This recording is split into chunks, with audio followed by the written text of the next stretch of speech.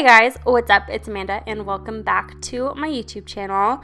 Today's video is the first voiceover that I'm actually recording in my new apartment, and I'm coloring one of the first illustrations that I colored at my new desk in my new apartment. So there's lots of new and exciting things, at least for me they're exciting. Maybe they're very mundane to you guys, I don't know. Let me know in the comments down below if you're excited about all of the new stuff that's going to be happening in my videos. Well, that makes it sound way cooler than how I said it the first time. But yeah, so I have a new workstation and a new sort of setup and routine for all of my art videos, and I'm going to be sharing that with you guys very, very soon. So keep an eye out for that in the near future. But today's video is part of the Artstravaganza collaboration group. You guys know we've been posting videos all summer long, and they've been filled with a lot of sort of fun and exciting challenges, all centered around the theme of style. Now, style means a lot of different things to a lot of different people, and we've sort of narrowed down the meaning of the word style as in artistic style. And we've dabbled a little bit in fashion and sort of like expression of style a little bit as well. But what's kind of cool is that we've really had this opportunity to get to know each other's artistic styles a little bit more throughout the summer. So if you guys aren't familiar with what we've been doing, we've done 3 other challenges thus far, and I will have our video playlist linked down below so you can check that out. And also all of the other members will be linked down below as well, so you can go check out JMI, who actually started the group, Nyrelle Busby, who I'm actually partnered with in this video, and I'll talk about that a little bit more.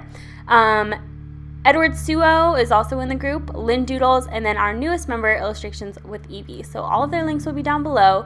And for this challenge, we each got partnered up at random, like we've been kind of throughout the summer. And we had to redraw one of our partners' old illustrations. So I will insert on the screen here the piece that I redrew, which was by Nyrelle. And this piece, I believe, is like 3 years old. I'm not exactly sure, but it's an older piece of hers, and you can tell already just by looking at it, she has improved so much so quickly. So it's really cool just to see the side-by-side of this piece with her current style. And like I said, I had the pleasure of redrawing this illustration. So I'm going to kind of break down what her original piece sort of meant, at least how I interpreted it, and then how I translated that into my own style and into this piece. So in the original piece, she titled it Starlight Stereo, and it was inspired by a song by the band EVEII, I believe, and I'll have that link down below as well. Sorry for overwhelming you with links, but there's a lot of cool and exciting stuff down there, guys, so I promise you will want to check it out. Anyway, so the piece that she created was inspired by the band EVEII, and I went and listened to that song first before sort of thumbnailing any of my ideas. So I listened to the song, and I really like it. It's a very catchy song, and it was cool to kind of see like how maybe she pulled some of her inspiration from like the song and the music video. So that's what I looked at first, and then I looked at how she created the character in the piece, because I wanted to create a similar character, but I didn't want to create the exact character, because if you guys follow Nyrelle and her artwork, you know that she's got a very cutesy, sketchy anime style, and there's a few aspects of her art that always really stand out to me, and that's the way that she does faces and the way that she does hair. And so I kind of wanted to capture some of those elements in my piece. And primarily I wanted to create hair kind of like how she does, and kind of create it in a more anime style. So I tried to create a male character that had more of that style to him. I changed the outfit a little bit. I gave him like this open button-up collared shirt because I wanted to have the star sort of over where his heart would be. That was sort of my added touch. I thought visually that would be more interesting, and I thought that it would be a little bit more dynamic. I tried to make the pose a little bit more dynamic too. I wanted it to look just like he was floating effortlessly kind of in this sky, nighttime galaxy kind of thing behind him, which you can kind of see I'm putting down the colors for now. And so that was basically what I got from the original piece. Was we have this male character, and he's sort of holding a star, and he has stars behind him, and there was sort of this blue background and overall just blue cast over everything in the piece. So I definitely wanted to bring that to my piece. So just to kind of quickly walk you through the process of how I colored this, and this is how I color not only a lot of my pieces, but particularly a lot of my more dynamic lighting pieces. I do this a lot, especially when I'm doing these sort of nighttime scenes and these galaxy things. So what I do is I start off by kind of blocking in my lighted areas, the areas that are being lit up by whatever light source is in the piece, and then I also block in my shadows. So to block in the light, I use this very pale yellow color, and then to block in the shadows, I used these sort of pale blue colors, and then I build up and intensify each of those colors throughout the piece. So for the coloring of the character, I kept it very simple, very light for the most part, and that was so that you could really see the blue undertones with everything, and then also have kind of the yellow light casting upon everything as well.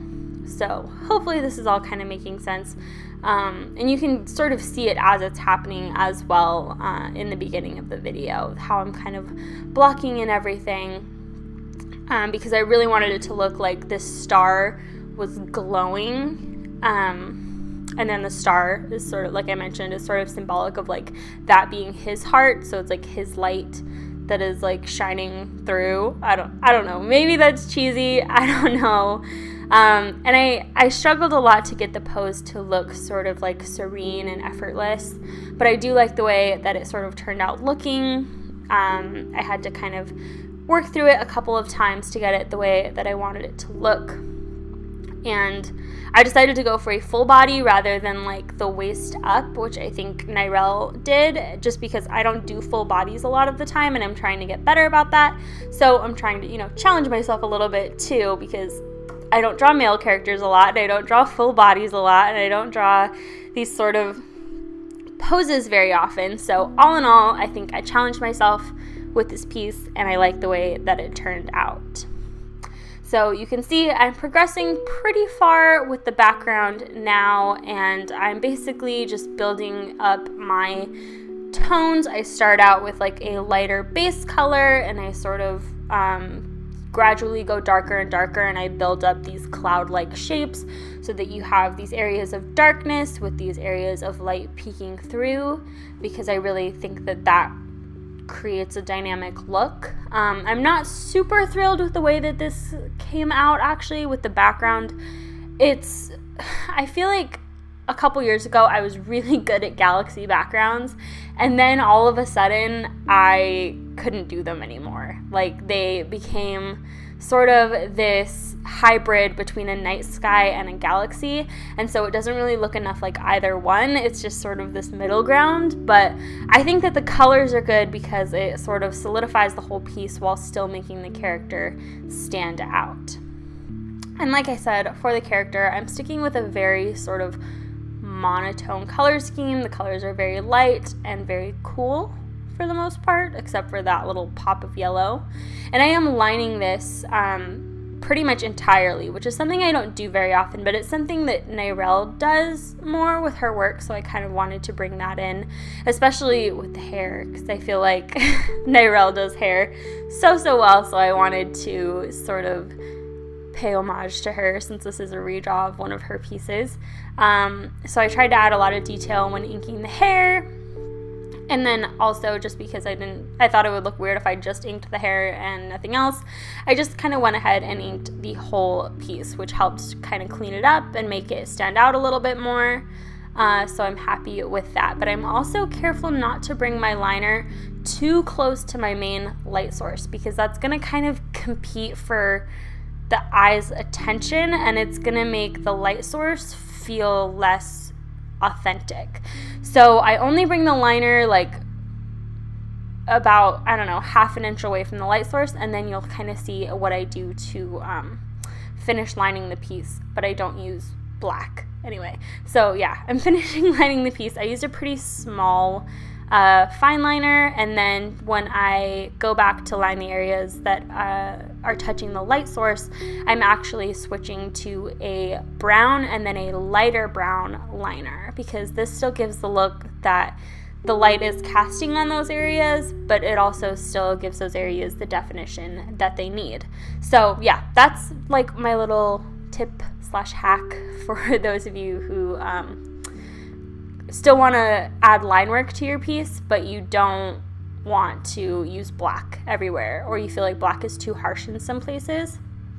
So yeah, now I am taking my white colored pencil and I'm sort of adding some light and definition to some of these lighter areas in the background, and just, you know, it just helps kind of make it pop a little bit, and it just further intensifies the contrast between the light and the dark areas. So I do this a lot when I do these kinds of backgrounds, and I think that this helped. I liked the background more after I did this step, but I still just wasn't completely happy with it. But anyway, now I'm taking my yellow colored pencil and I am sort of creating this glow around the entire character. This helped him just stand out more from the background, and it just kind of furthers this ethereal feel, as though he's like glowing and, you know, floating, like he's, I don't know, very like angelic or something. So I really like the way that this looked out, and I create a more intense concentration of color closer to the character and then sort of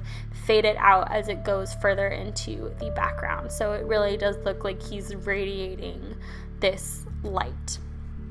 And then I'm pretty much done. I think I just add a few extra details with the white gel pen, like to add some stars in the background and things like that, but we're pretty much done.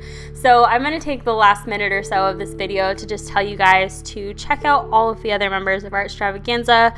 We were all partnered up in this way to redraw our partners' old illustrations, so I think you guys will really enjoy this challenge. It's been a lot of fun to work with Nyrelle, and also she redrew a piece that I love, and she did such a good job. So definitely go check it out, because I know you guys will love it, and you will love her if you aren't subscribed to her already. She's the biggest sweetheart here on YouTube, and we all adore her in the Artstravaganza group. So yeah, I know you guys will love her, and like I said, check out everybody else in the group too. Links and everything are down below, as well as a link to the song that inspired this piece, and I'll actually also link Nyrelle's original piece on her DeviantArt, so you can check that out too, and the Artstravaganza playlist. Okay, lots of links. Thank you guys so much for watching, and I will see you next time. Bye!